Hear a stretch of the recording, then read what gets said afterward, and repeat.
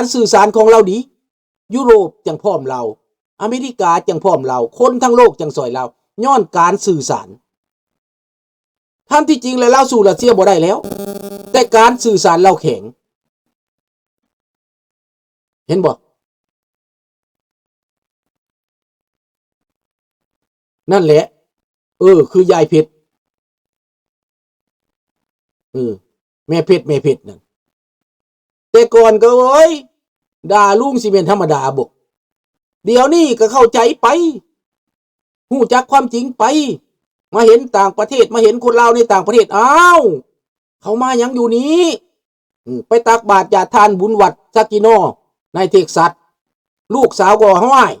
อีแม่อยู่อเมริกานี่มันสบายได้เฮาสะดวกสบายกว่าอยู่เมืองลาวได้มีสิทธิเสรีภาพค้ำประกันได้อยากได้หยังก็ได้อีแม่เอ้ย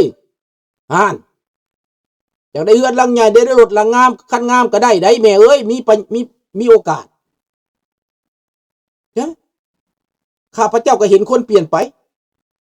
แต่กี้เราก็ถึกตั้งแต่ล่างสมองคือเราเว้าหั่นแหล้วข้าพเจ้าก็ไปฟังนั่งฟังเด้นั่งฟังเราเว้าแม่นได้เนาะตาสว่างขึ้นมา1คนตาสว่างลุงก็ดีใจได้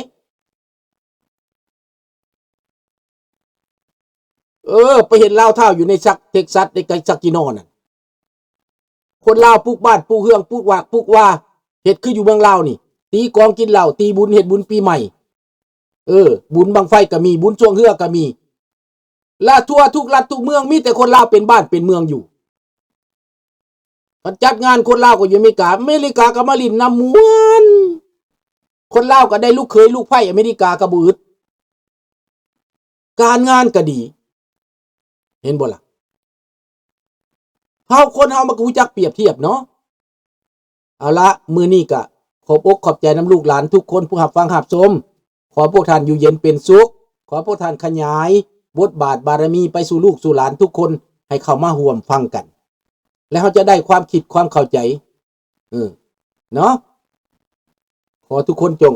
นอนรับฝันดีพร้อมลาพระจากเท่านี้พบกันใหม่ในมื้ออื่นบ๊ายบายมื้ออื่นตอนเช้าเมืองลาวเสกองเพิ่นก็สิมาออกรายการเนาะตอนเช้าประมาณ 8:00 นเนาะประมาณนั้นแหละท่านเสกองสิมาโดดมือหลายมื้อแล้วเพิ่นบ่ได้เว้าท่านเสกองเนาะผู้ใดเป็น FC ท่านเสกองก็มาเด้อ8:00 นเด้อ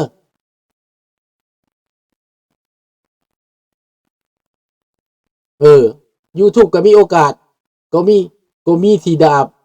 บักตายอยากๆหั่นแหล้วแม่นแล้วเนาะโอเคเนาะบ๊ายบายเนาะ Good night